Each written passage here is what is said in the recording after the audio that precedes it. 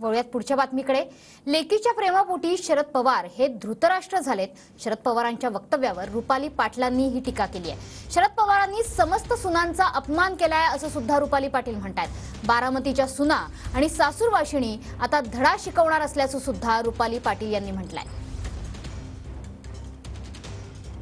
काँग्रेसच्या प्रवक्त्या रुपाली पाटील आता आपल्या सोबत आहेत।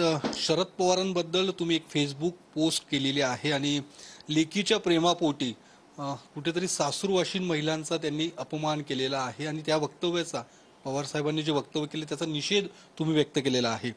नेमकं काय तुमचं म्हणणं आहे शरद पवारांच्या बद्दल? माननीय शरद पवार साहेबांनी काल मूळ पवार आणि बाहेरचे पवार असं जे वक्तव्य केलेलं आहे यावरून त्यांनी समस्त सुनांचा अपमान केलेला आहे।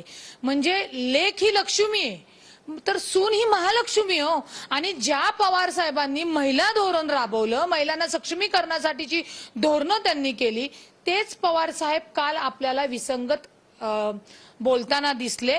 त्याच्यामुळे जो काही त्यांनी या सगळ्या सुनांचा अपमान केलेला आहे याच्यावर अत्यंत खेदाने म्हणावं लागेल की लेकीच्या पोटच्या पोरीसाठी पवार साहेब धृतराष्ट्र झालेले आहेत।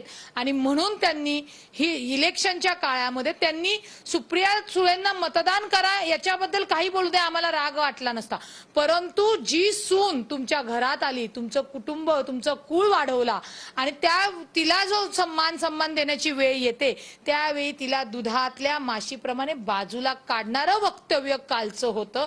फक्त